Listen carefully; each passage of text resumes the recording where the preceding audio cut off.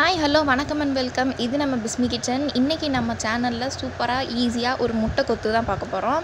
So இதுக்கு முட்டை எடுத்துக்கோங்க, தேவையான அளவு மிளகு ஜீரக பொடி, அதுக்கப்புறமா சின்ன வெங்காயம், பச்சை மிளகா, 2 மிளவத்தை, அவ்வளோதான். எண்ணெய் காயட்டும். எண்ணெய் காஞ்ச உடனே நம்ம வெட்டி வச்சுருக்கிற சின்ன வெங்காயம், பச்சை மிளகா, மிளவத்தல் இது எல்லாத்தையுமே போட்டுடலாம். போட்டு லைட்டாக வதக்கி விடுங்க. ரொம்ப அந்த பொன் நிறத்துக்கு வரணும் அந்த மாதிரிலாம் இல்லை, கொஞ்சம் லைட்டாக அந்த ஹீட்டில் வதங்கினாலே போதும். வெங்காயம் வதங்கிறதுக்கு தேவையான அளவு கொஞ்சம் உப்பு சேர்த்துக்கோங்க. வெங்காயம் வதக்கும் போதே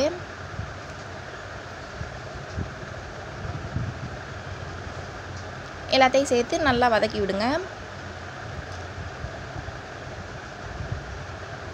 இதில் இந்த வெங்காயம் வாயில் கடிப்படும் போது நல்லாயிருக்கும். அதனால் அந்த வெங்காயம் தான் ஹைலைட்டு. ஸோ ரொம்ப வதக்க வேண்டாம், இந்த மாதிரி இருந்தாலே போதும். நான் இன்றைக்கி 3 முட்டை உடச்சி ஊற்ற போகிறேன்.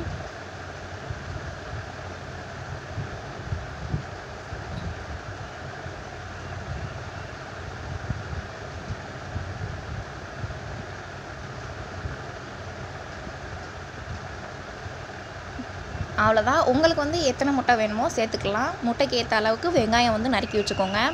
பல்லாரி போடாதீங்க, சின்ன வெங்காயம் தான் ரொம்ப டேஸ்ட்டாக இருக்கும்.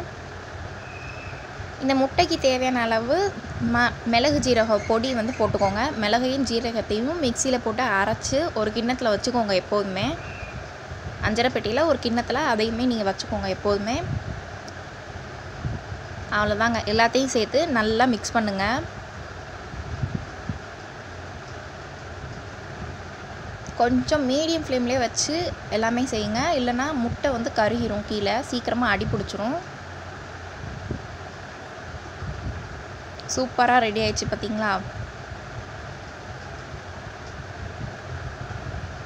நல்ல இந்த மாதிரி திரண்டு வரும் பார்த்தீங்களா? சூப்பராக ரெடி ஆயிடுச்சு. அவ்வளோதாங்க டிஷ்ஷு.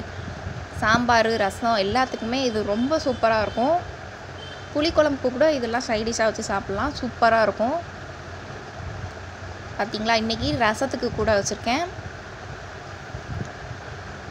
ரொம்ப சூப்பராக இருக்கும். கண்டிப்பாக எல்லோரும் ட்ரை பண்ணி பாருங்கள். நம்ம சேனலுக்கு புதுசாக இருக்கிறவங்களாம் மறக்காமல் நம்ம சேனலை சப்ஸ்கிரைப் பண்ணிடுங்க. லைக், கமெண்ட், ஷேர் பண்ணிடுங்க. மறக்காமல் அந்த பெல் ஐக்கானையும் கிளிக் பண்ணிடுங்க. தேங்க்யூ ஃபார் வாட்சிங்.